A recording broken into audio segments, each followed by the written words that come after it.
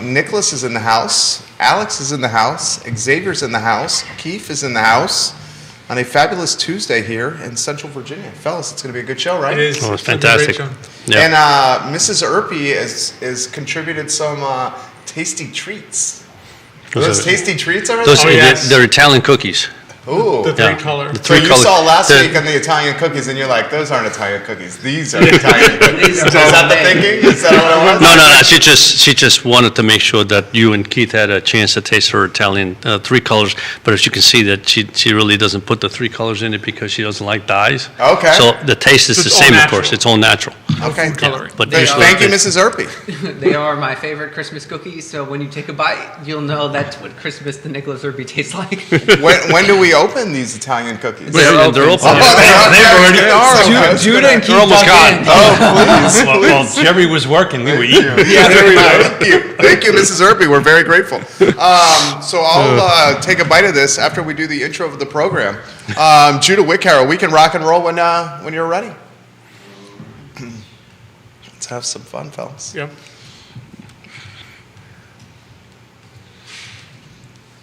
Cheers.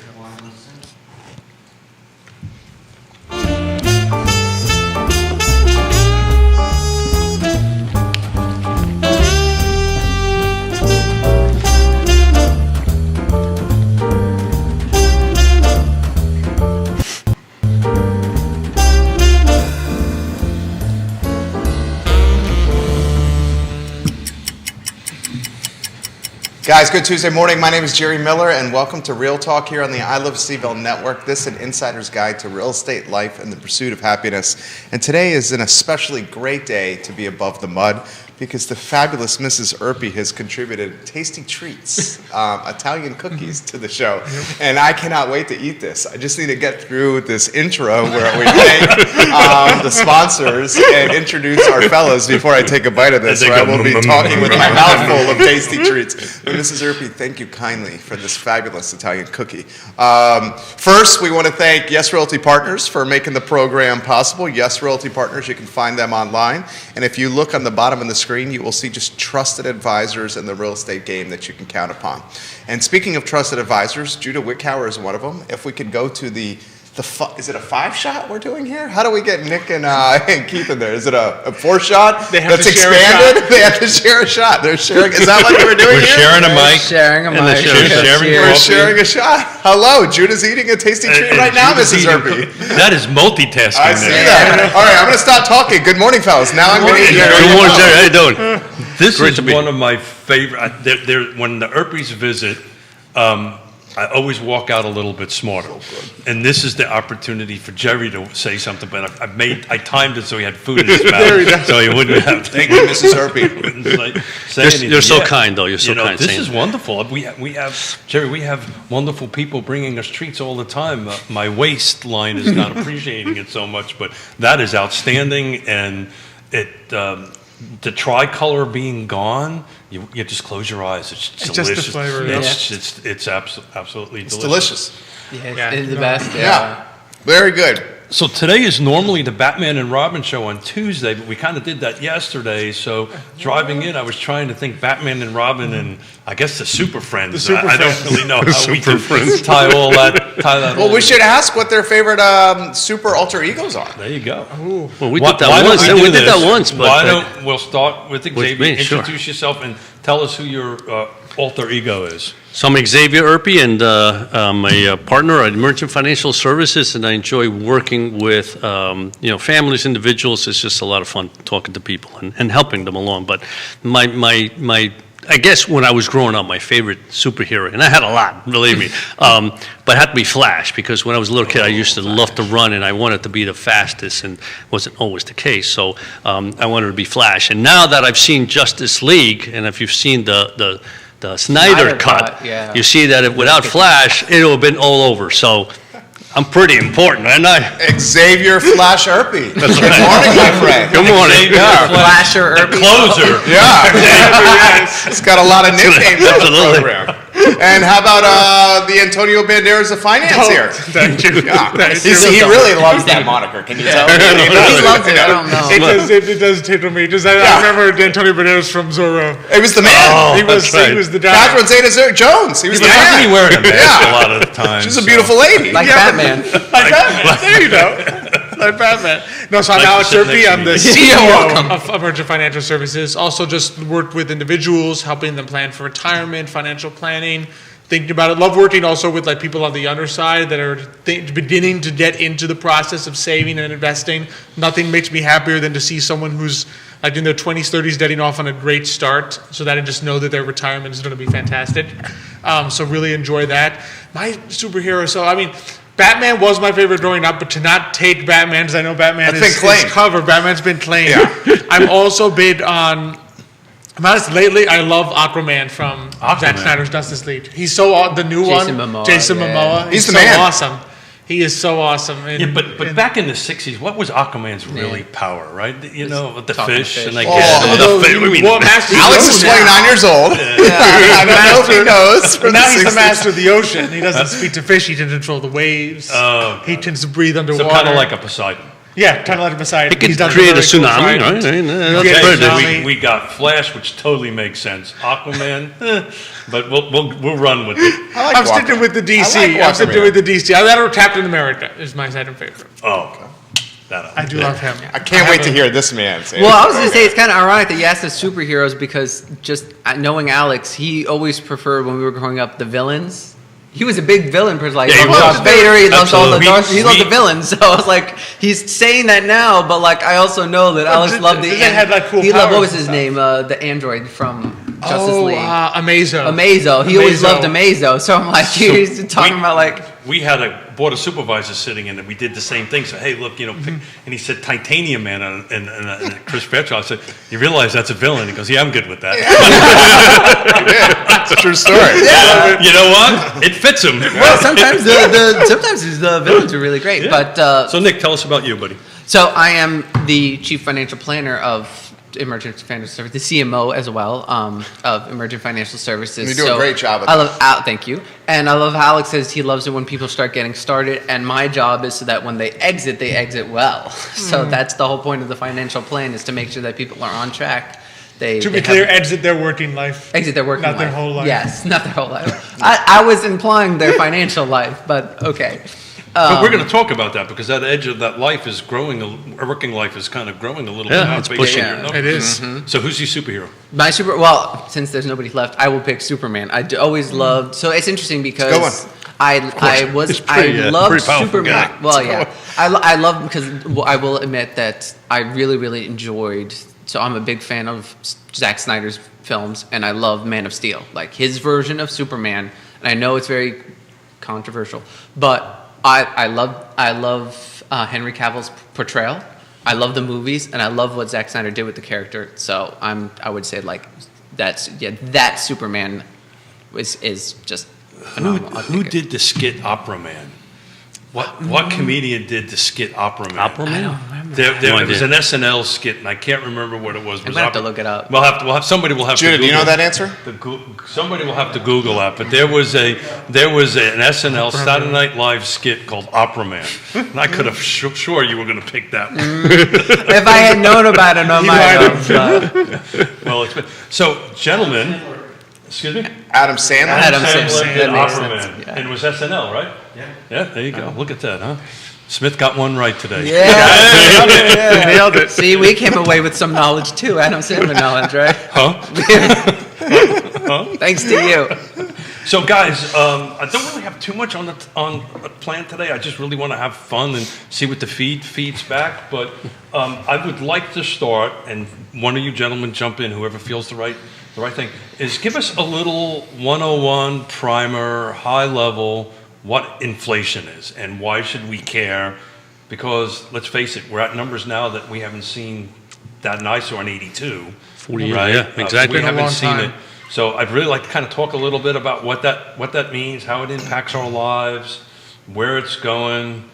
This so-called transitory, which does not feel very transitory to Exactly. me. And then we'll weave it into some real estate and And I think Nick has some numbers we might crunch. Absolutely. So I whoever mean, wants to jump in. I'm happy to jump in with this one. And Yeah. I love You talking could do about the theoretical the theoretical CPI. inflation. One with the professor, then we'll move on to Xavier. All about I the know is when I impact, yeah. prep in the pre-show, when I said this, Nick was trying to take my wallet and go, "I'll show you." Well,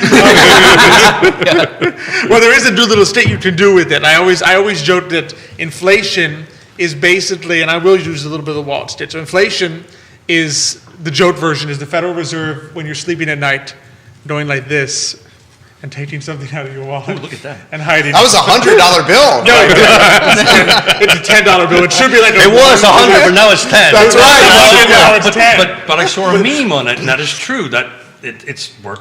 How much is that $10 worth now?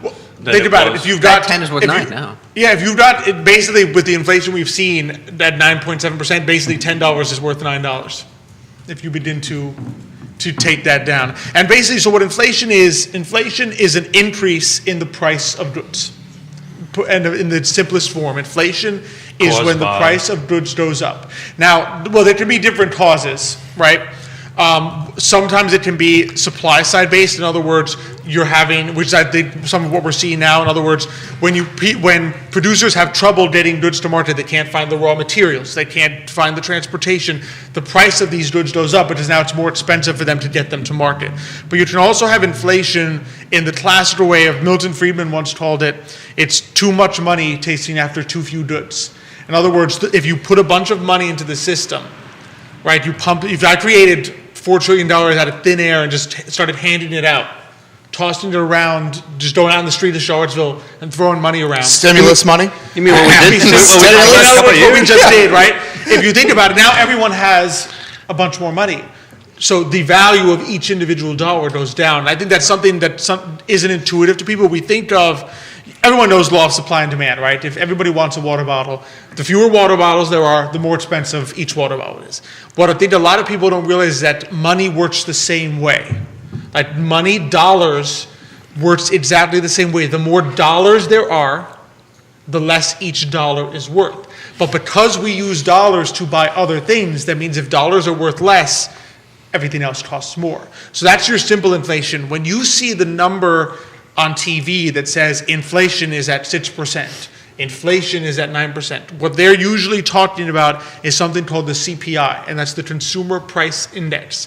And that is basically, the government goes around, surveys the price of a very large basket of goods. And they combine all these goods together, because each good's going to go up a different price. Eggs is not up the same percent as bread.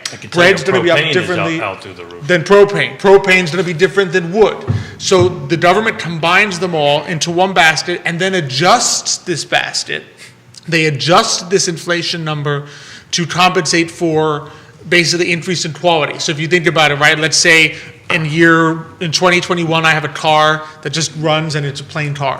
2022, we come up with a new car which costs twice as much, but this new car has a fancy computer in it. It runs all by itself. It parts by itself. It's called a Tesla. It's called a Tesla, right? Extra components. As the government will come and say, well, even though this new Tesla is twice as expensive as the old one, it's a better car. So the inflation of the Tesla wasn't 100%. It was something like 50%. Because they're trying to figure out how much did the price go up regardless of the quality. And so that's what ends up in the number you see on TV. So Xavier, we've been through this in '82, It's in the 70s, in the '70s, in the 80s. But I remember '82 because I was at the age to remember it. Really? You had to laugh in my ear, huh? Yeah. So what's different about this time around versus '82? So there's a whole bunch of things that are different this time around, right? First of all, so you way back then, back in the '82s, when you were around and understood this stuff, right? I didn't say I understood it. I said I was around. You were around and well, you began to feel the impact. And I'm older now and probably still don't understand it. Yeah, the issue back then was that we had a roaring economy, right, at that point in time, and therefore, as Alex said, it's just the economy was very hot. There was a lot of demand for supply, and the supply couldn't keep up with the demand. Therefore, inflation began to go up. Second of all, if you remember well, we had the issue with gas prices and oil prices, right? So oil prices going through the roof because OPEC was really starting to crunch and say, we're just going to cut back, and therefore oil prices were going, back then when you had gas prices at, basically less than $1 a gallon. Now all of a sudden there were $1.50, $2, and in addition to that, there were shortages, right? So that caused the inflation. The difference was that at that point in time, the Federal Reserve had the ability to raise rates quickly over time in order to begin to squash inflation. And that wasn't an issue back then. And the reason it wasn't an issue is that they didn't have, $6 trillion, $9 trillion in the balance sheet. They had almost zero in the balance sheet, right? So it wasn't an issue. Today, we're at a different perspective because one, inflation is not really being caused by a roaring economy. It's being caused by the fact that so much money was generated through the stimulus package, that all that money, and remember, this happened also in 2008, 2009, right? We began to stimulate the economy then. Where did all that money go? It didn't go into the economy. It went into the stock market. That's where you saw the inflation, right? Here, what happened? You had the same kind of stimulus, but people sat back and say, I can't go out, I can't go shopping, I can't go to the stores anymore, I can't go to I can't go travel because of the pandemic. So people began to buy online. Right? They invested also. You saw the stock market take off in 2020, but they began to buy online. What the fact is, you have a supply chain issue because if there isn't anybody working and everybody is staying home because they have to or because of the pandemic, then you have a supply crunch. In other words, there's not enough supply for the demand that there is, right?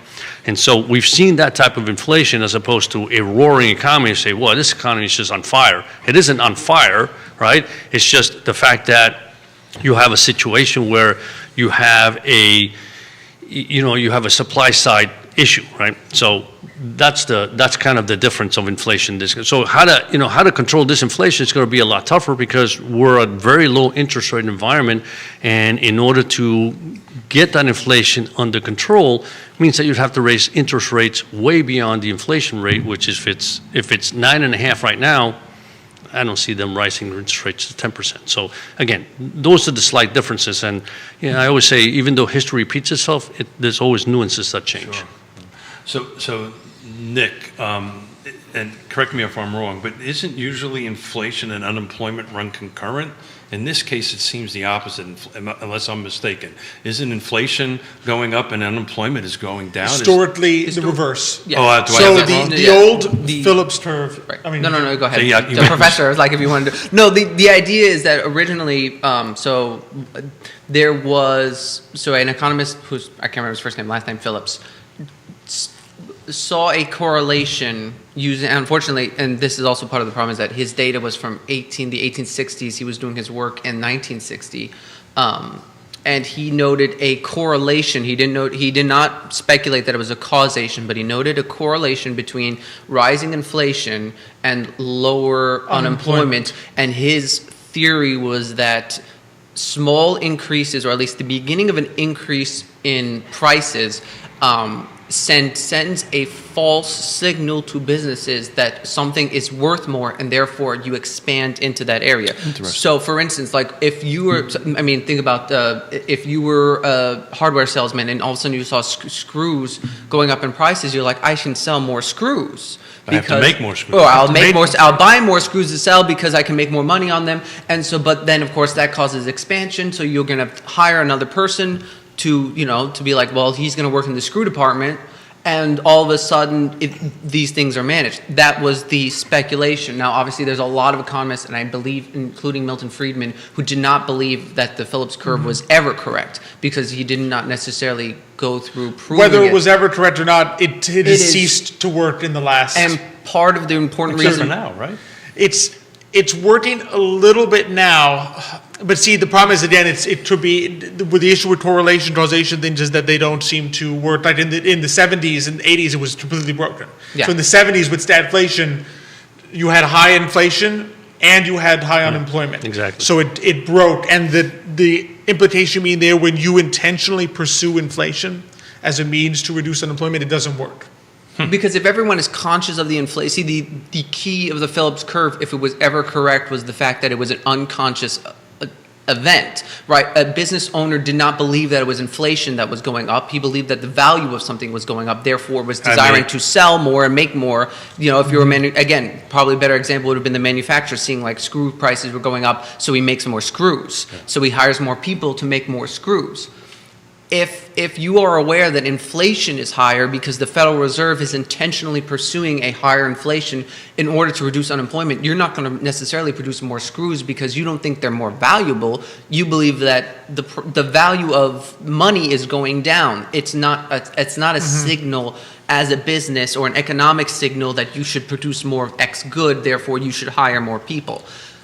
The other thing that we're going on right now is that, like, as the Federal Reserve is intentionally saying we're using the Phillips curve, we're examining this and that, more people are aware of the Phillips curve, there's a good chance that even if it ever did work, it's not going to work in the future, because if you, again, it's just one of those, it's probably more like the Austrian School of Economics, where people, if you are aware of something, it's going to change your behavior. It's a lot of game theory, which is, always the catch with economics is the game theory aspect, where if another party is aware of the third party in the room, their behavior is going to change. So my father-in-law was a doctor of economics, an Austrian, matter of fact, and he used to say, you know, economics is more emotion than it is numbers. Yeah. I agree 100%. It is 100%. Any thoughts, Jerry? No, I'm listening. Keep going. People's behavior changes is what we're seeing now, and I think the issue is, again, as Nick said, you're not. What we're seeing now is that it's not so much a matter of, I think the economy is roaring on all cylinders, ergo I'm going to produce more goods and hire more people. We're seeing my supply chain is crunched. My resources that I use to produce these goods. In other words, we're not really seeing a ramp up like you looked at the car companies as an example. It's not like we're seeing a ramp up in car production. But they can't. The issue is that they can't. Yeah. And that's what's causing the increase in prices. Is that the reason why somebody's using the word transitory? No, I think originally the concept was there was transitory because we went from an economy that dropped to zero, right? I mean, we shut down our economy. Well, we also thought it was labor shortage, supply chain, and we thought that they would be remedied and solved. True. Well, that was the point. Yeah. I know what I was going to say was, and the numbers. What happens is you got an inflation number that went almost to zero. Right, when you start from a lower base and you start increasing prices, it looks like inflation is going to be very high, right? But they figured, well, that's just transitory, and it's just temporary because of what we're seeing. But in the end, it hasn't. It's turned out not to be transitory. I mean, what are we, 14 months into 15 months transitory? Yeah, exactly. Well, to be fair, also the labor force participation rate is not where it was in 2019 either, which is going to affect the unemployment rate as well. Exactly. Because there's just not as many people. Because remember, the unemployment rate also discludes people who are not looking for work. So you guys are way smarter than I'll ever be on this stuff, and thank you for doing it. I'm learning stuff as you guys are talking. But this is a real estate show, so how is this going to impact real estate? Is it? Is it not? I know it's going to impact new construction. That's the simple answer, right? Right, because 2x4s are more expensive, labor is more expensive. But I'm really asking it more from a resale perspective, right? Does that is it on its own track, or is what's happening now going to slow this hot market down, increase inventory? Any thoughts, guys? Yeah, I mean, I think, everything, and you're right. I mean, real estate has its own little, ecosystem. Exactly, ecosystem, because you come into a situation where for 10 years, right, and you probably know this better than I do, right, for 10 years, construction was low. Then all of a sudden we have a large demand because millennials are starting to buy houses and the supply's not there. So you have a supply-demand issue, right? However, will inflation impact? I think it will. What will happen? Instead of having 5 people look at the same house or one bid on the same house, maybe they'll bid 3 or 2. So housing may still go up in pricing, right? I just need to stop you there for a second. That's only a recent phenomenon, multiple people bidding on a house. Historically, for 35 years, you just have one, right? You didn't have 2, you didn't have 3, you didn't have 20. So if we get back to 1... Well, that's because of COVID. Yeah. We had a byproduct of new buyers in the market because of COVID. From just layman's perspective, if we have less disposable income, we can potentially afford less house.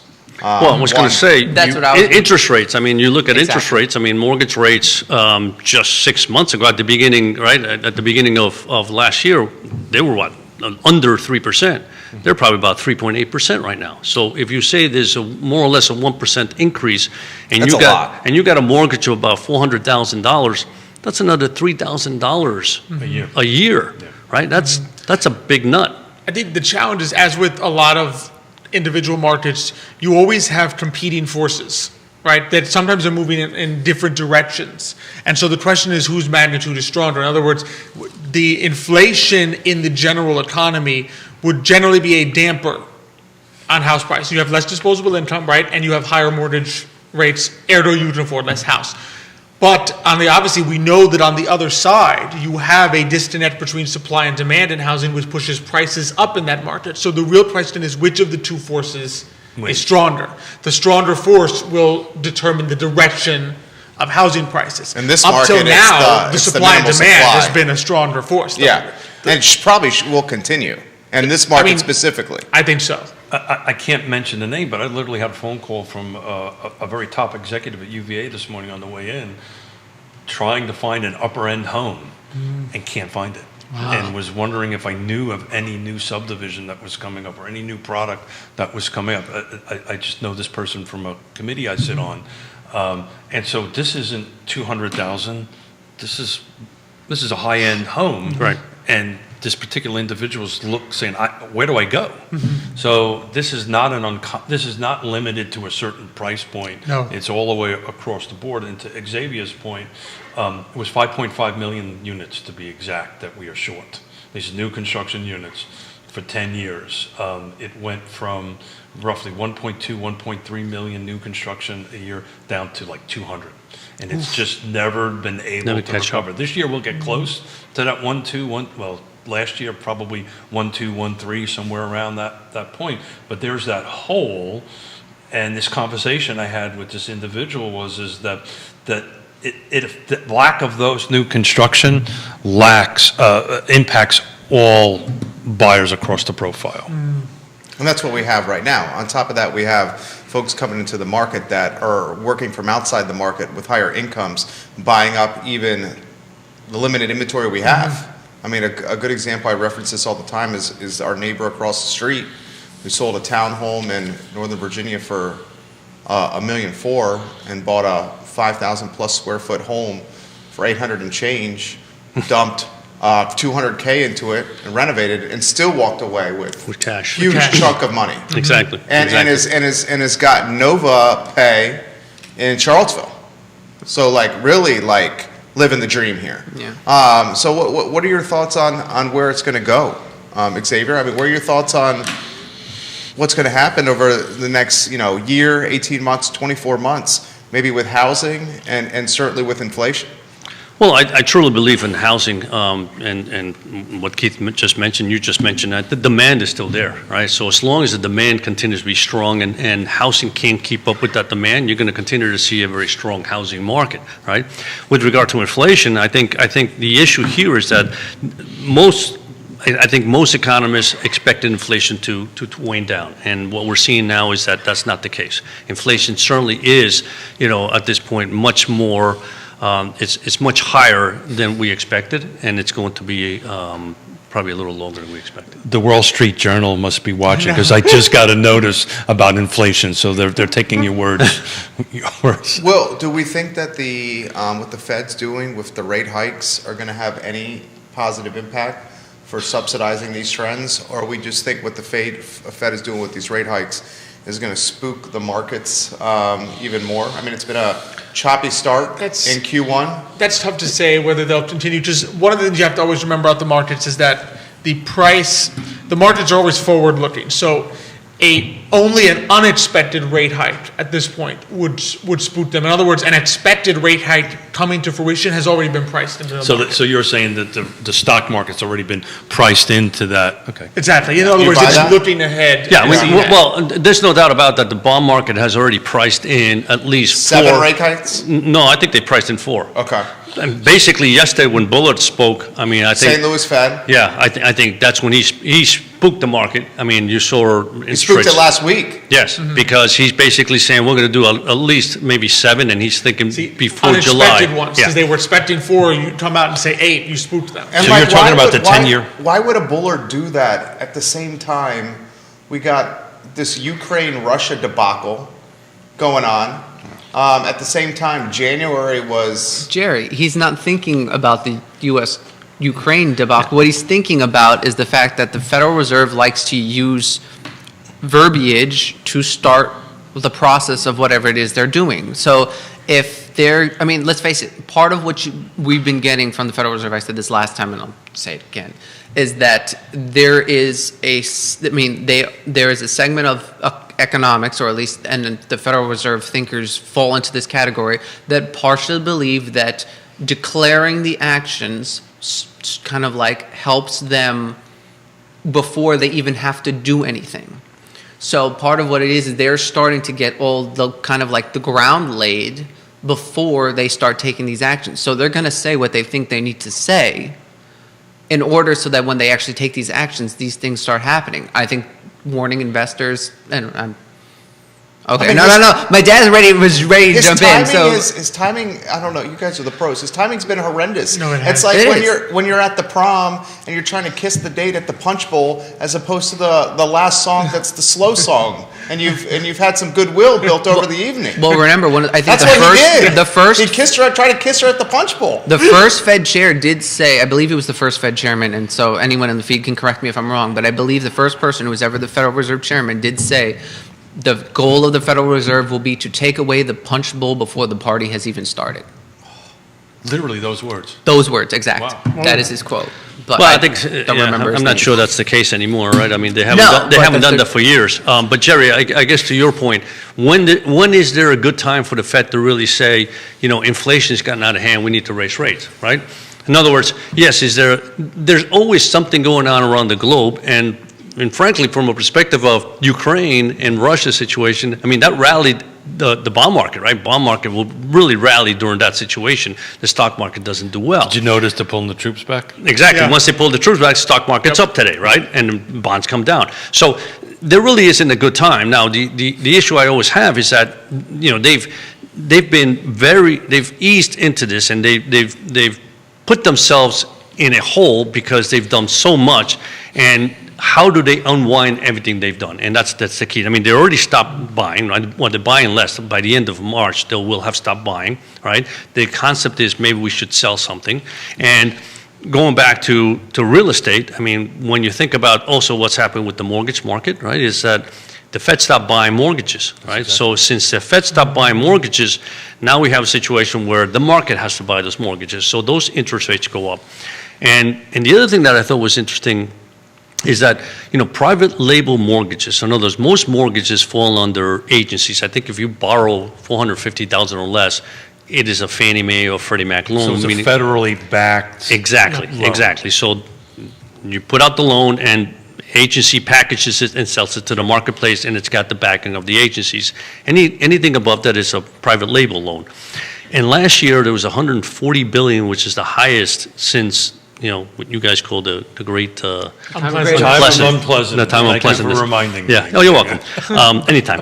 Most folks just call it the recession. Exactly.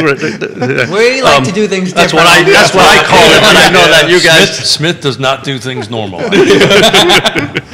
So, that's a market that you also have to sit back and say, at what point does the marketplace itself say, all right, there's too much supply, therefore I need something for that, and that means that interest have to go higher. For me to buy your product, when I can buy something else, right? So You got to I sell. just want to be clear, when we're talking about interest rates, we're talking about short-term interest rates, we're talking about 30-year, when you say interest rates, which We're which talking rate are interest you rates that talking? will impact mortgage Got rates, it, right? got Because that's, this is a real estate show, that's what I'm concentrating on, so. Almost all rates. Appreciate So, that.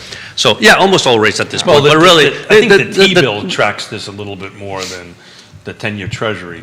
Well, the 10-year, it tracks a 30-year mortgage, right? That's exactly And- right. Exactly. So basically, that's where, and there's two things, as I mentioned. Not only does the 10-year Treasury, but also there's a spread above that. So there's a risk the 10-year supposedly is no risk in the sense of credit risk. Anything above that, anything other than that, has some type of credit risk. Would be a corporate bond or a mortgage bond. A private label mortgage bond is going to have some credit risk.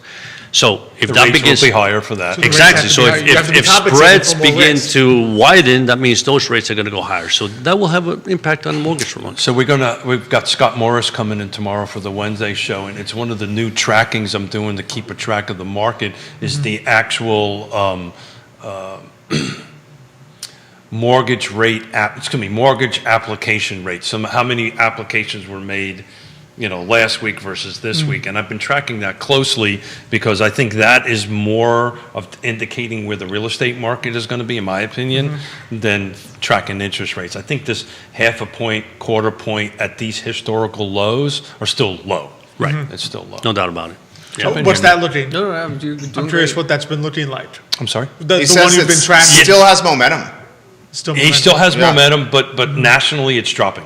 Interesting. Yeah. So to Jerry's point all the time, I think our region's a little bit different than Yeah. a national footprint on that end of it. But some of what I'm reading on the national level, those week over weeks, month over months, applications are dropping a little bit. And it's because a half a point, a quarter point is pulling a lot of people out of the market. Right. But the pool is so darn deep, and I won't use my acronym anymore because my story because it's old. But the pool is deep on that end of it, so it lowers a little bit. It doesn't lower down to zero. I mean, Exactly. think about this. We talked about this yesterday. We saw a 6% uptick in year-over-year applications for folks trying to go to UVA. Wow. So the class, so that would be the class of 2026. Yeah. Total applicants, 6% increase over the class of 2025. Wow.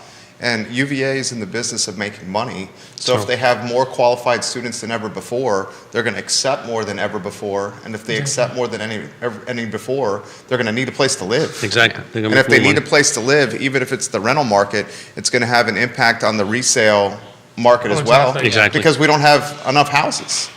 And if they hire more people, or if they admit more students than ever before, they're going to have to hire more people to service or who will live guide or professorship or feed those students. And we haven't even discussed, we talk about it all the time, but I mean, I think it's going to be hugely impactful. Like, what is this $125 million data science school on Ivy Road going to do? Have an impact. I mean, I just don't see the momentum of no inventory in real estate cooling down anytime soon. And Locally. Exactly. here, And yeah, that's we're the whole very point. Well, in a time of great unpleasantness, we got hurt a little bit here, and man, I'm staring at Mom's cookies, and my stomach is rolling. Roll it back for Keith. So we got impacted, but not. It wasn't a global impact, right? Certain individuals, yours truly, and certain folks got impacted who were leveraged. Yeah. Frankly, Yeah, that's the key. You don't build a $17 million subdivision without being leveraged. course. It's just the way life is. It's interesting to do that and kind of track that. But I'm tracking. paying the mortgages off. What did he just say? That's why you like paying. That's why I like paying the mortgage. But I saw your Tuesday tip, so I thought about this conversation. Was it last Tuesday it went on? I think it was. Pay the I liked mortgage it, though. I liked it. Neil Williamson, I love Xavier so much. Neil Williamson has this comment, That which was is a zing, I think. associated with Nicholas. Monetary policy, taking away the punch bowl refers to central bank action to reduce the stimulus and thereby stop the party. The term was coined by Federal Reserve Chairman William McKenzie Martin Jr., who sat at the head of the Fed table from 1951 to 1970. Okay. Wow. So Okay. not the first one, but thank Look you, at Neil. you, huh? Yeah. Close, yeah. Wow. Which is an What's interesting the Smart Nelson? viewers. Which that is a very Yeah. smart comment, which goes to show you the changing nature, I think, also that we have to take into account of the Federal Reserve. Federal Reserve's initial mandate, its dual mandate is simultaneously like to hold back inflation and to reduce the unemployment rate. Right? The issue is those things, A, are contradictory. In other words, typically that's not what would happen, right? Secondly, at the very beginning, it focused foremost on inflation, right? Because you would changed have it? these Do you big remember who changed the inflationary mandate? booms, Sure. which would result in recessions. But now it's hard not to look at the Federal Reserve and say there are so many other things that they are involved in now in terms of holding so much U.S. government debt, looking into unemployment almost as much, if not more so, than inflation in recent years, because you could argue they basically were pushing deflation in recent years. And so you looked at things and just say there's so much involved with what the Federal Reserve is doing now that you can't even that punch bowl comment from the 50s probably no longer even applies to today's current Federal Reserve. Because it was the 1950s. Because it was the 50s. Doesn't apply. I was going to say, remember who changed the mandate was Jimmy Carter, if I'm correct. I can't remember he when added the mandate in the changed. unemployment mandate, if I'm correct. In the 70s. And I'm I sure think Neil Neil will correct me if I'm wrong. I believe it was unemployment Jimmy Carter who mandates. added that in, and so that made it more complicated for the Federal Can Reserve. we get back to the Bullard comments? And Xavier's point is exactly right. Is like, when is a good time to do this? Maybe the Fed's job is not to manage perception. Although they do. I mean, doing the comments at a time when January was But miserable isn't that for what us. the Fed's been doing forever? Always. They do So, that. so I mean, We're so more tuned I in mean, is part so of the problem. you know, and Nikki was Why do right. it Nikki after was right. January? But when do we do it? Just before Christmas? Well, I mean, So initially, at good times. but that's the point. The point is, I agree 100%. During good times is when they should be doing these things, right? I mean, I go back to, I think it was 2012 when things were a little bit better. They could have been raising rates, right? Mm-hmm. And then they didn't then. And then in 2016, when the economy was starting to boom, they started raising rates. So it always feels like they're behind the eight ball. They don't do it at the right time. Now, these guys are smarter than I am, so maybe they're seeing things that I don't see, right? No, they're not smarter than you are. I wouldn't Well, go that far. the point is, I don't know what they see exactly. I mean, I don't know what they're looking at when they make the You may not be looking decisions. at the same information, but you're definitely. That's right. So, thank you. So my I'm issue just is, saying, when do they do it? The cookies, that's all. No, I'll tell you when they do. They want to hold on to their job for the next term, so Well, they that's- don't want to screw over whoever's sitting. That's any bureaucratic. Right, but that's part of the stuff. issue with the Federal Reserve as a bureaucratic industry. I mean, look at Yellen. Now she's the Secretary Treasury, even though she did an atrocious job when she was Federal Reserve Chairman. I mean, she was. Personally, I thought the way she handled the federal job was just as bad, if not worse, than Powell's been I doing. mean, I can't imagine Powell's going to do another term.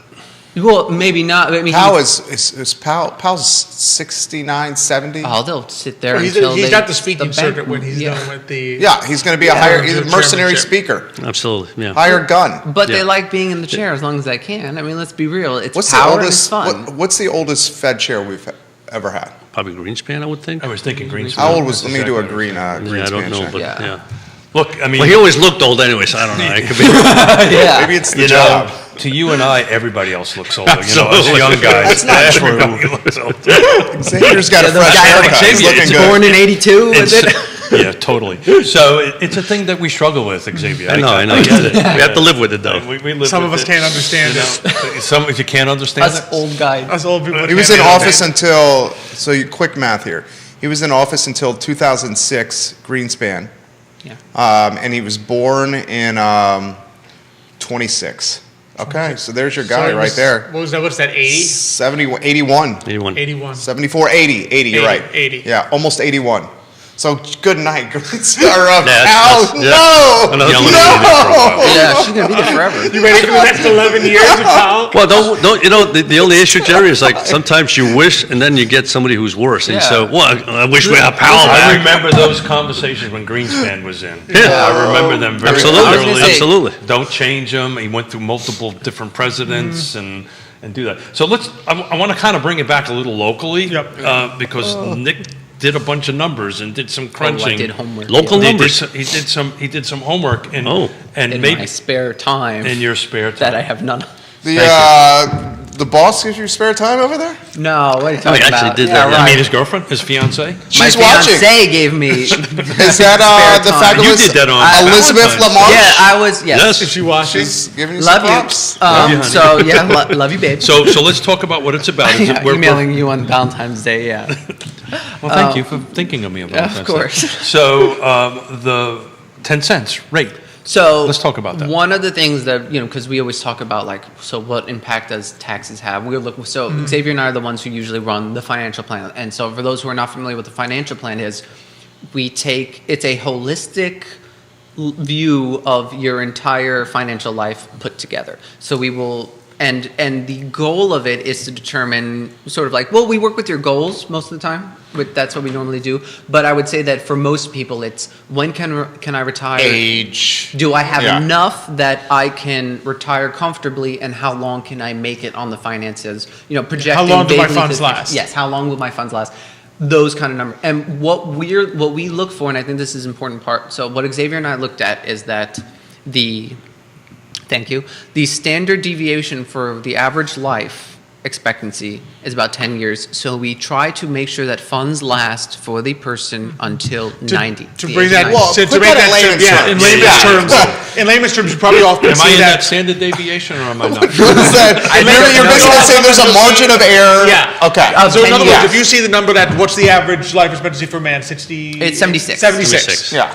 Right? When you see that number, half of people 66, will live 86. 10 years longer than that. Got it. In Yeah, other so it's words, the median. It's the median. Yeah, so but the thing is, the standard deviation is large. That's a very large. 10 years is a very large Long number. time. Yeah. It is a large number, and a lot of this is what makes, I guess, Emergent special. Is that unlike other financial planners or insurance companies, we're not targeting the average. We're targeting the standard deviation. And the reason why is because, again, it's like Alex said, if you have a 50% chance of living beyond, we don't want your money to run out before that. And that's a common thing these days. I'm literally having this conversation with my parents, right? Yeah. They're running out of, they're out, literally I had this conversation Outliving. on Sunday. Yeah. They're outliving their money. Yeah. He's on a New York City Fire Department pension, Right. Inflation is killing him. Exactly.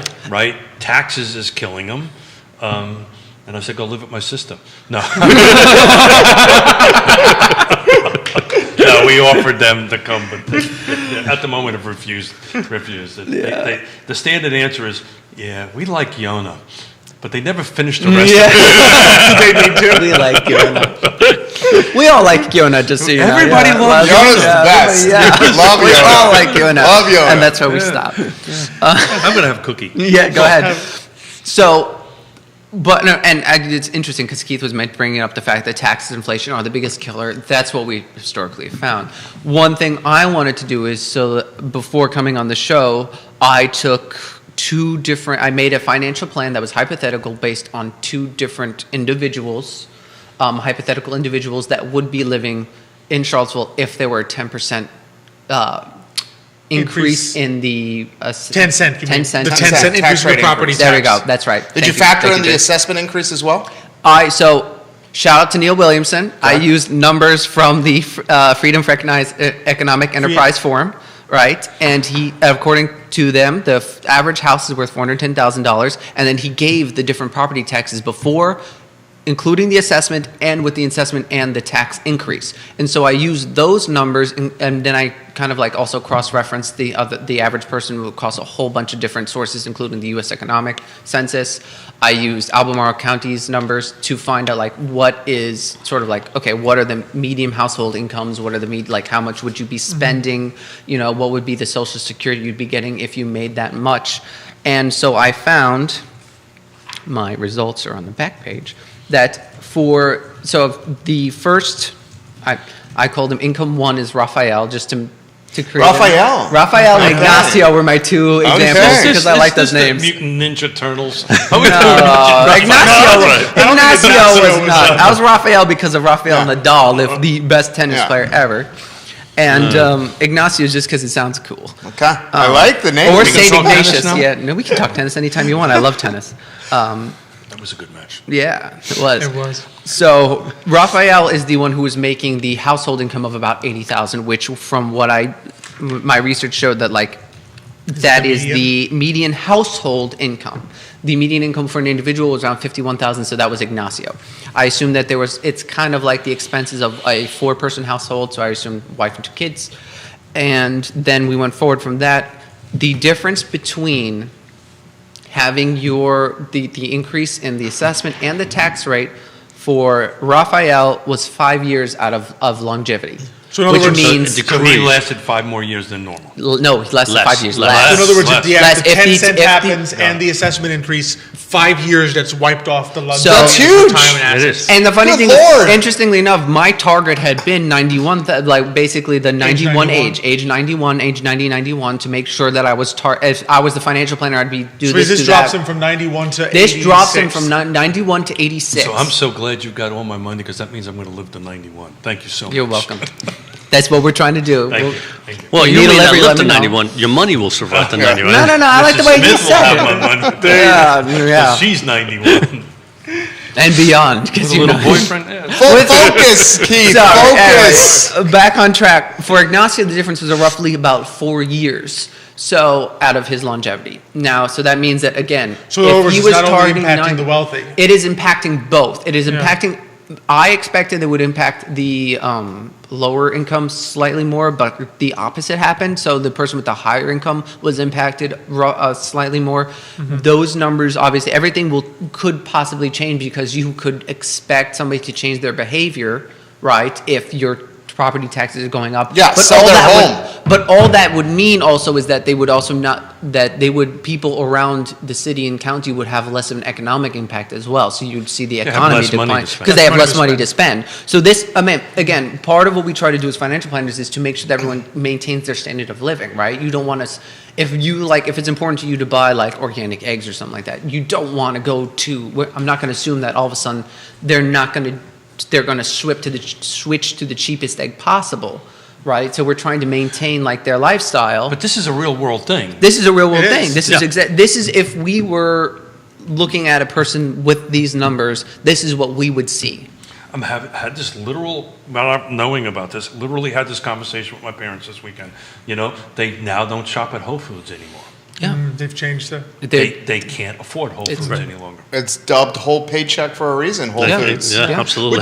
Which is a shame. Is like your goal, like in an ideal world, like your goal shouldn't in retirement shouldn't be now I have to stop doing all the things I like doing because I no longer have enough money because inflation has increased this dramatically. But unfortunately, that's what a lot of people are seeing. Just the inflation is so dramatic, and it's the number one negative impact Yeah. on how you are in retirement because you're living on a fixed income at that Right. point. But we're seeing And the we effect see of that. taxes though We at the see same that, yeah. time. That was the whole point of this exercise. Because is it's an that the- inflation. I mean, Yeah, the tax is an it is. inflation. We already know that, right? And it's an inflation that is It's a regressive. exactly, and it stays there. It doesn't. It Yeah. never goes away, right? Well, and And the it's terrifying painful. thing is, Michael Payne said last week on our show that this 10-cent real estate tax rate increase is not only being considered for this year, but if they want any chances of doing any capital improvement projects for the next 10 years, they're likely going to have to do another one, not at the 10-cent clip, but another tax rate increase the following year and the year after that. Ouch. They're going to drive. They're going to push out, they're going to gentrify the community. Yeah. Yeah. They will gentrify the community. Well, my worry is that there's going to be people that actually cannot afford to live just a normal life anymore. Well, that's what's happening. They're going Right. to sell their home. Yeah, because I mean, And that's if, what they Keith, have to if do, yeah. Keith's parents can't go to Whole Foods, what are they going to next not be able to go to? Because at some point, you're like, if you're living on Walmart, what cheaper option is there? You know what I'm saying? Like at some point, like you're going to have to either cut something out of your life. I mean, how do you do that? You sell your house and you move in with your kids. Yeah, So, this is my notes, by the way. yeah, I like your notes. But into that scenario, literally, in preparation for today, I can't go into details, but there is a home in Charlottesville that we're going to close next week that was bought 2 years ago. The appraised value, so in other words, the market value was 300. It is now 400. It went up 100 grand within 2 years on that end of it. But the tax rate for 2 years ago was tax assessed value was 221. If we budget in 15%, which is what this is going to happen, they're going to be paying roughly $20 every $100,000 of a tax assessed value. So they're going to probably go up another $40, $50 a month just on their tax bill. Now there's a huge delta between tax value and market value. It's almost a couple. It's roughly, hold on a second, I got a number here somewhere in my chicken scratches here. It's roughly $221,000 difference between the tax value and the current market value on that end of it. But to Jerry's point, 2 years from now, I projected out that house in 10 years with a 3% year over year increase. It'll be roughly 522,000. So the bottom line is they have this equity. They have this $100,000 worth of equity. They're going to pull out of their house. Is that calculated into this? So in other words, if I bought a home today, Right. 10 years from now, I'm 60, which will be 70. Right. I have roughly 100 and, hold on a second. I did an amortization table on it. Hold on one second. I'll end up with $232,000 in 10 years. Is that calculated into that? So the answer is that you can't. what am I gonna do with that? So you can't, in other words, what we're trying to do, and everybody has a Say you different. don't wanna leave your home. So, Yeah. what we're trying to do is say, do you want to stay in your home for the rest of your life? The answer is yes. Then how long will you survive? There's always, at the end of the road, there's always, without any doubt, you can sell your home, right? And then rent, right? And that will carry you for X number of years, right? But the goal here, when you do a financial plan, is not to say, let's look at a situation where you're also selling your home, because people say, I really, Yeah. I don't want to sell my home. Doomsday. But it's understood Well, there's that no you have such that. thing as a forever home. Understood. True, understood, but at the same time, you can't also assume that people are, then you That start wanna making sell. so many assumptions. That And you A, can't that they're project going- when that's going to happen. You don't Yeah. know when that's going to happen, you don't know what the value it's going to be when it happens. Nor does your client want to hear that. Yeah, I don't want to be like, just so you know, if made you it sell your 91% home, In 3 sell your years, you home should and- sell Part your of the house. other thing I will say is that It's a funny, lot that's of, exactly what my mother and father said. yeah, well, but at the same time, right? It's our job as financial planners not to be like, yeah, you have to sell your home, right? The idea is to be like, well, I mean, if you want to sell your home, talk to Keith. If you want to stay in your home, we'll try to figure Yeah. out how you do that. The other thing I will mention is that most financial planners assume a 30% drop in expenses after retirement. The reason they do that is because you're not driving to work, you're not buying clothes for work, you're not buying lunches out, you're not doing things that you'd have to do for work. We don't agree with assuming that, because some people Want a vacation. Either they want a Yeah. vacation, they want a hobby, or here's another one. Some people are working from home right now, so their expenses aren't really going to go down because they're not driving. So how do you adjust for that? So we do minimal adjustments, because you cannot be too flippant with people's money to make a rosier picture than it has to be. Love And I it. think that was the key right there. Is like, yeah, they could go on and sell their home for more, but at the same time, what if they wanted to live in the same place? Their issue may be the same. If they're exchanging a value, a different home, We'd have to downsize. you would have to downsize. And then you've got the whole, and this conversation I have with my parents is exactly this. They don't want to move out. They literally don't.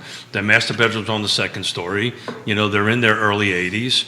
The next level will be assisted care, Assisted some living, sort, yeah. Your some basement. other.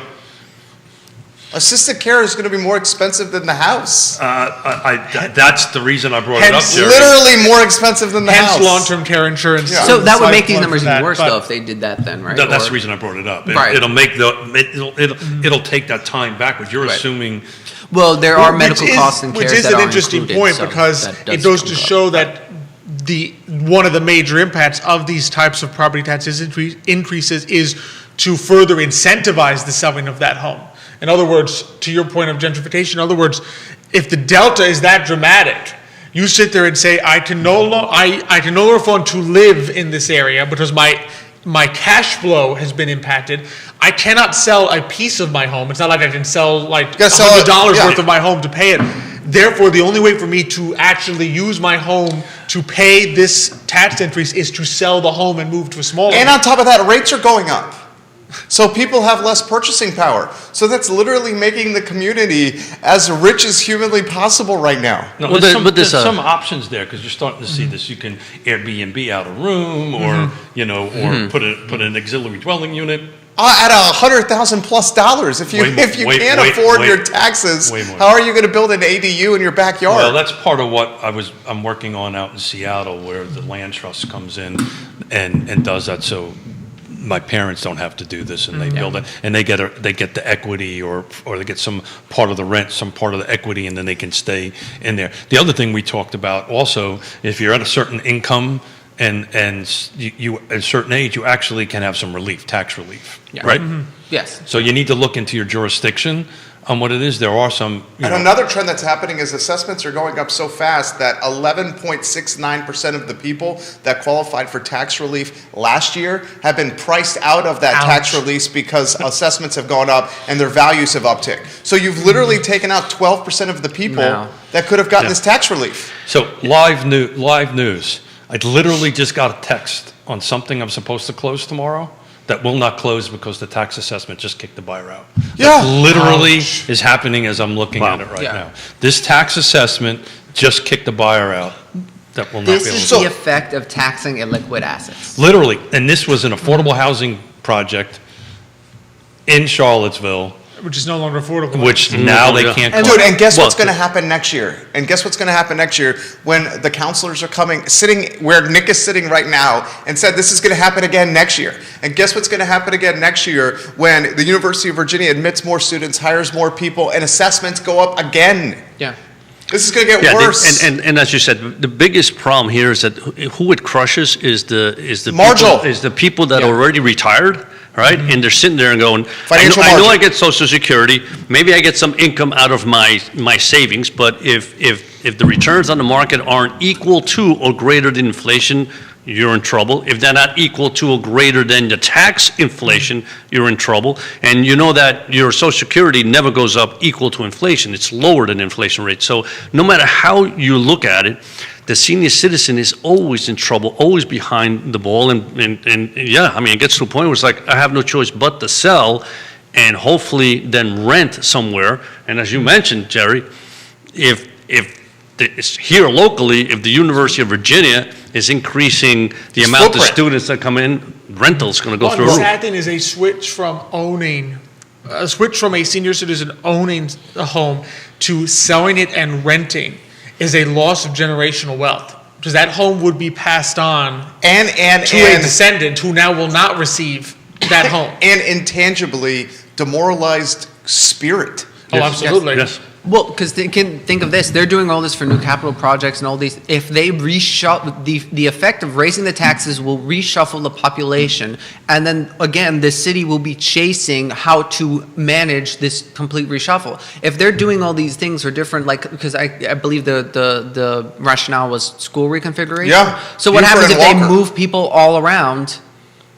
And Well, that's what I've I been think saying. you said the people who will benefit from the school reconfiguration won't be living here anymore. The people that we're doing this project for are not in the community. That's right. And it's just the rich kids that get the reconfiguration when it was intended for educational equity.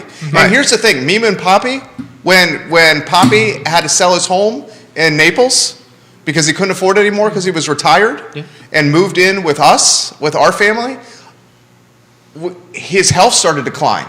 He started losing, he lost his reason. He didn't have his mango garden in the back. He didn't have the things that he could do. He lost his, almost a purpose. Exactly, And when he yeah. lost his purpose, he started losing the zest to live. Yeah. I literally had that conversation with my mother this morning. I said, Mom, how you doing? You didn't look, we were over to the house for football. She goes, I'm bored.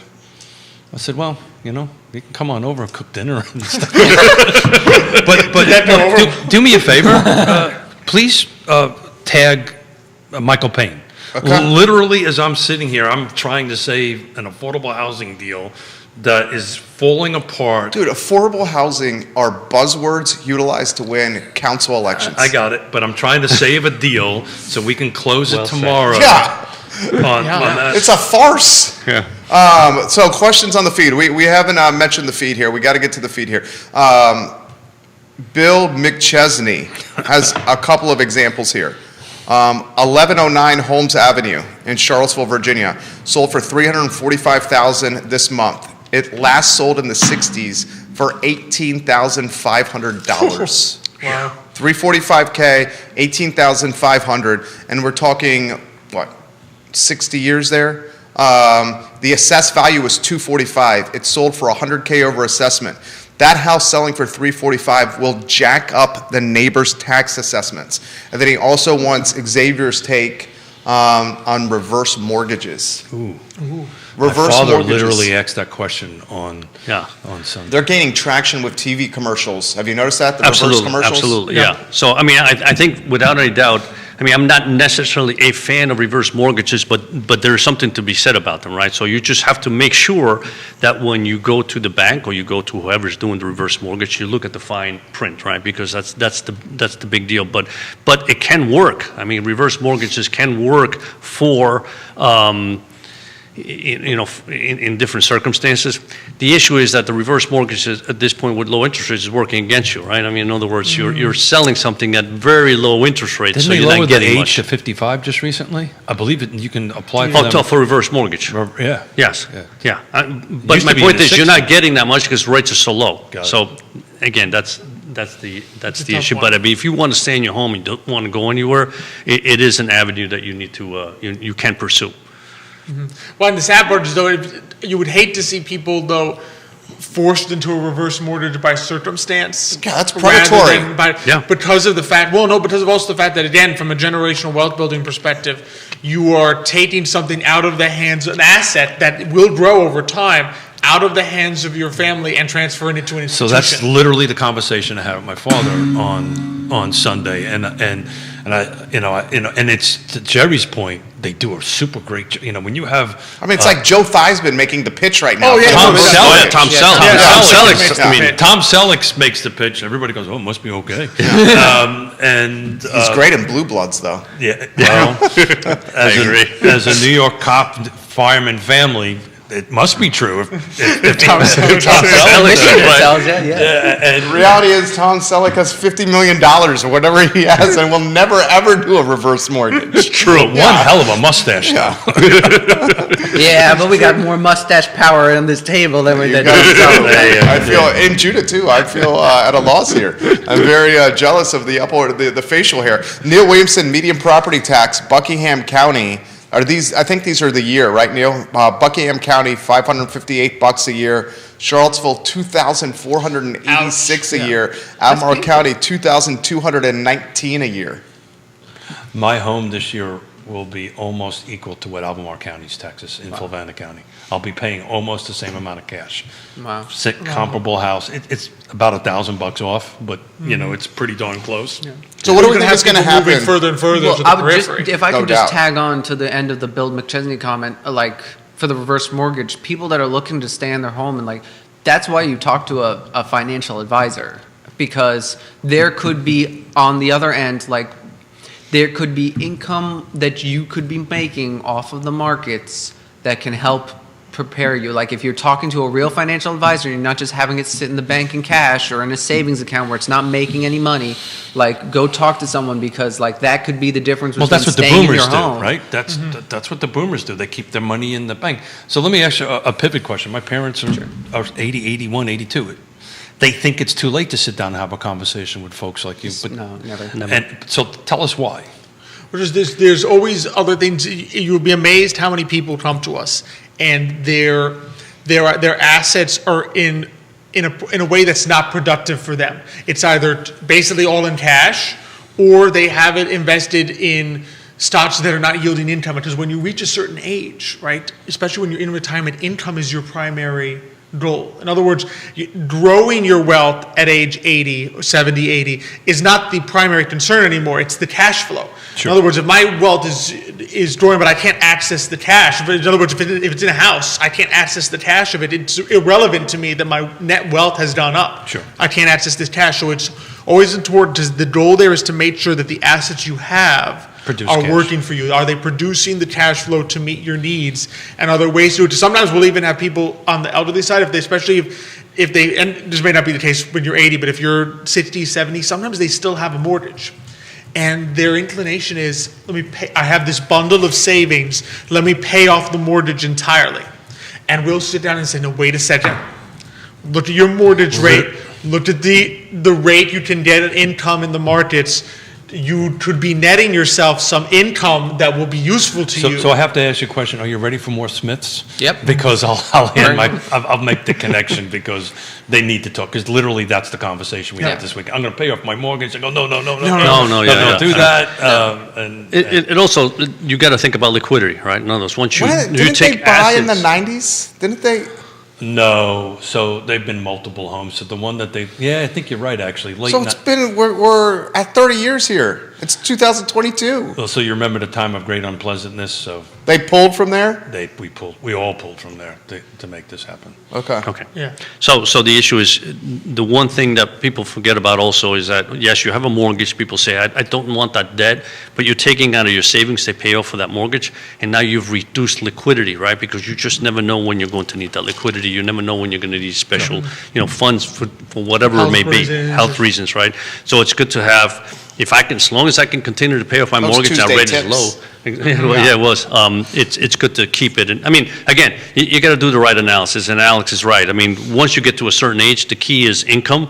And when you have inflation at 7.5%, 8%, you got to find something that's generating income equal to that. Otherwise, So you're in this is trouble. happening live. $800 taxes went up on this house, which translates into $66 a month. Just kick the buyer out. Yeah. Wow.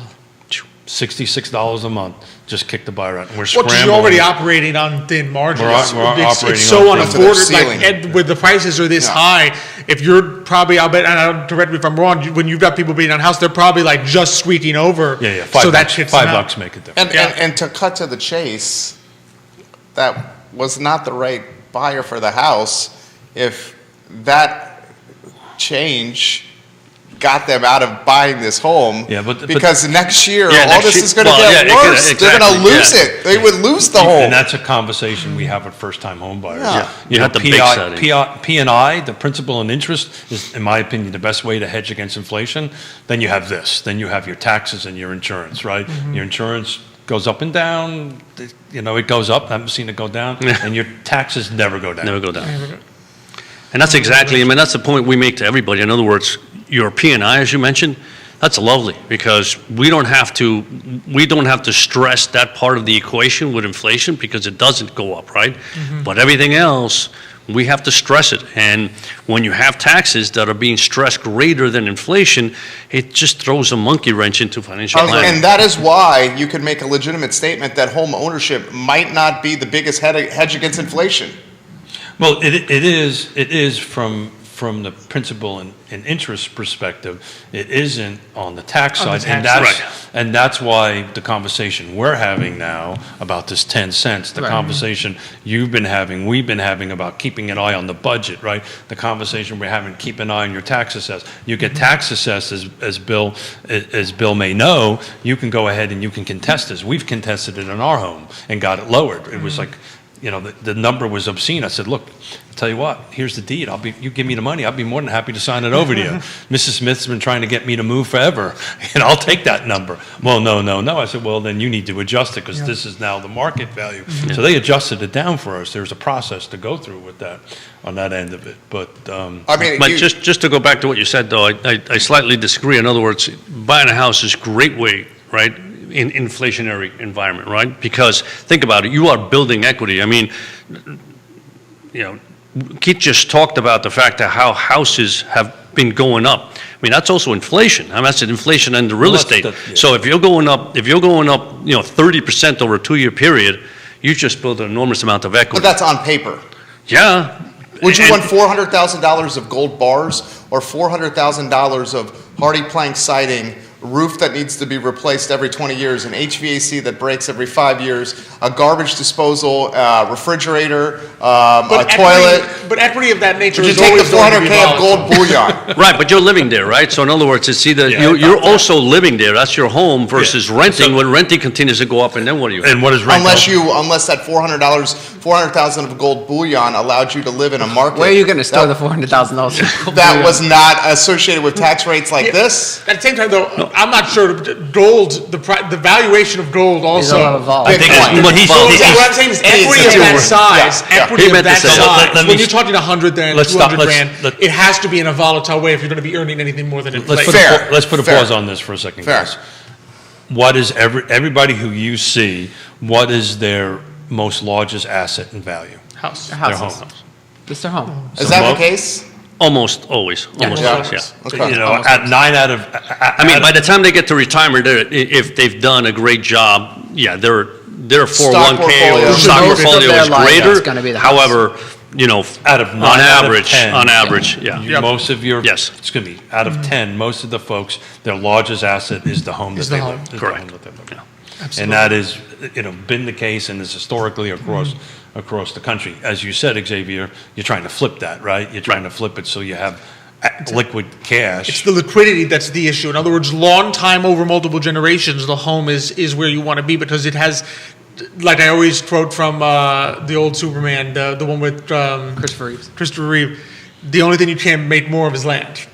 Right, so there's your increasing valuation. Who also said that? Of land. Well, Lex Luthor's the one who said it. Who recently said that? Oh. Not recently compared to Aristotle. Oh, well, I don't remember. It was That's Lex a large, Luthor's that's movie, a very, very long I'm sure there's time quite at a few that people point. that said that. Oh, come on now. It wrote a couple said of. that on Real Talk. Samuel Clemens. Oh, interesting. Mark Twain? I Mark didn't know Twain. that. I Yeah. didn't know that, which makes complete sense. Yeah. So, I mean, that's your long-term picture there. It's when you enter retirement that, unfortunately, like you want something to be more liquid. Because you can't sell 5% of your home. You can sell 5% of a stock portfolio, is the difference there. There you go. Good stuff today. Neil has thoroughly enjoyed this program and his content slinging left and right. We love you, Neil Williamson. Bill is saying the FLUM, the future land use map, is an inflation engine, and there's some strong truths to that. Multiple people, including our friend Sarah Kirkland, who's watching in Belmont, is saying that you guys are exactly right about affordable housing. It is a farce in this community. And Daniel Pettit says HOA fees will also knock out the buyers in purchasing. That's exactly right. Yeah. So a lot. Any parting or closing thoughts from the IRP gentlemen? Closing thoughts. Just How again. about a message to leadership Oh, there you in go. Charlottesville or Albemarle County? From Taxes should be the last available option. It should be the nuclear option. It should be the last red button that you ever press. Yeah, absolutely. That's I mean, a great one. Tell us how you the really only feel sad about thing that. is No, in a time no, I where get it, inflation man. is running so rampant and so high, you would hope that everybody is trying to buckle down a little bit, and you would hope that your own government, your local government says this is not the right time to impose a tax. Thank you. This is a real Amen. world thing. Thank you. Thank you. This is a real world Vanessa thing Parkhill, hello. happening right now. Exactly. It's not just Real in world. theory. It's Yeah. actual people are affected, and this can change the course of their entire This life. young lady has no place to go if I can't make this work. Literally, will be homeless. Wow. Your So- thoughts, Alex Serby. I would love the perspective for leadership in county and city. I think it just comes back down to, again, I think sometimes there's a temptation because government is not a household to not run it like one. But you need to recognize, at least look at the people that live, all of us who live in this area who are affected by this, right? The way we run our households is not, I don't have enough money for what I'm spending. I need to go out and steal some money. You know what I mean? I need to go out and make most of the way it works is here's the money that I have. How can I use this most efficiently? And government, yes, is a little privileged in the sense that they have the ability to raise more money at certain times. That doesn't mean you should abuse it. Your first thought should be, how can I be most efficient with what has currently been given to me by the people living here and that I'm a steward of? I think we've lost a little bit of government at all levels is a steward of the taxpayers' money. It is not you shouldn't think of yourself as the owner of taxpayers' money. You are a steward of it. We have entrusted it to you. Granted, you took it by force, but we have entrusted to you our tax money, the power to do so that you can use it responsibly.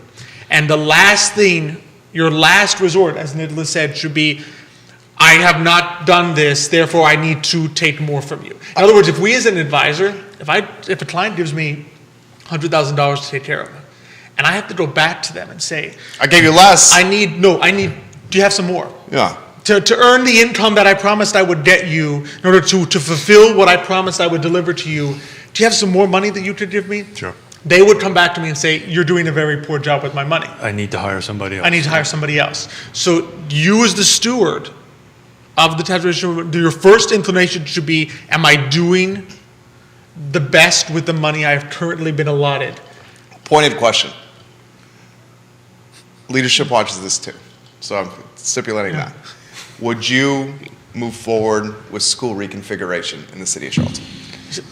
I started to I might ask say you that yes on or the I no Love as a Seaville whole. show. So I think the question is not, what struck me with the school reconfiguration was not the idea of it, but the price tag. I'm somewhat at a loss why that is the price tag for school configuration. I would love to go, I mean, maybe I need to go more into the details, but it seems to be a very large price tag for school reconfiguration. I'm a 75 for one school. Yeah, I'm just sitting there saying, where does the $75 million come from? With why the is that? collateral Where's it damage. going? Where's it going? I mean, Yeah, like, where's where's it the going? cost? I mean, And who's it going to coming serve from, when you it's know? done? yeah, I know where it's coming from. In other words, like, yeah, So why the is that the reality price of that tag? is nobody really knows what that number is, because they're not going to know what that number is until the plans are drawn. The first meeting with VMDO, it came up at 81 million. So they were 6 million ahead in the first meeting. Six million out of budget in the first meeting. It just seems like a very large number to You me. know what I used to like? The fact that at the end of every single year in ancient Athens, the guy who was in charge of the budget had to stand up before everyone in the city and read the budget for the entire year and a list. He had to stand the entire time read the whole thing, and he had to account for every single penny that was spent. With sandals, right? With sandals and everything, Sandals. yeah. Sandals or robe. Sandal, toga, yeah, well, no toga, sorry. That was the Toga. Romans, tunic. He had a tunic I'm on. sorry, I went to Yeah, ancient Rome, Animal that's House. different, yeah. I'm Oh. sorry, something completely different. Look, gentlemen, thank you as always. I Thank always you. walk out a whole bunch smarter from this. At the moment, I need to wrap No, you- up. I know, you gotta- So I you need to need- try to save a deal. So Yeah. my little parting thought on this, because of these tax increases, there's 8 people trying to figure out how to make this work. So the interest went up, this fell apart. I've literally got a group text with 8 individuals Wow. flying on right now, trying to get this. We'll figure it out. If we've got to take money of our own pocket to make it happen, we will make it happen. Yeah. But that's just What wrong. is going to happen to this person when this goes up next year? We're literally texting about When that. the gasoline goes up, if it's $60 margin thin, Yeah. That's why, you know what, it helps to have good people like you, Keith, Thank you. and the people that I know that are on that group chat that are working on Yeah, it. so we're Sometimes literally the good just- people can make up for We'll the figure this out. failures at higher Sometimes you need that levels. initial spot, Jerry, because you never know. You work a little bit more, you make a little bit more next year. You talk to a financial advisor, you talk to Keith, you talk to everybody you need to talk to. Maybe you can find a way to make that happen, but you need to get. I mean, the deal's got to close first, though. Well, so that everybody knows, part of this is a homeowner education course Yeah. that you actually have to take. So we talk about this budget and stuff Yeah. like that. But we're going to work through this. My point of saying here is because of a proposed tax increase, they need to budget that in Yep. on the mortgage side, and we've got 8 people trying to figure out how to make this work. fantastic show. Nicholas Erpy, any thing you want to close with? I just noticed that Alex has a very much more calm way of saying the thing that I said. That's So, usually my I will role. leave it there. Alex said it perfectly. If you need me to pound the table later, I'll come back. But Oh, well, one of the reasons I like you is because of that emotion. yeah, I know. I do appreciate that about you. You guys are the best. Emergent Financial Services, the best. Find them online, Emergent Financial Services guys, and engage with them, meet with them, and start planning for your future. They are also the stars of Today y Mañana, which air Thursdays at 10:15 a.m. Their show airs Thursdays at 10:15 a.m. on this network, Today y Mañana. He's Keith Smith of Yes Realty Partners, and Judah Wickhauer. Also the best. Yeah, also the best. Thank you. And Judah, also the best. Judah Wickhauer is our unsung hero Absolutely. over here. Absolutely. Man Judah, behind the we've been camera. eating these things while you've been working. He had to. We made Judah's sure. gonna I get made some. sure Thank he you, was Mrs. well fed Erpy, for the beforehand. delicious Italian cookies as well. I'm Jerry. The I Love Seville show is up in 50 minutes, guys. Take care. Thanks, guys. Thank you. Absolutely, that's great.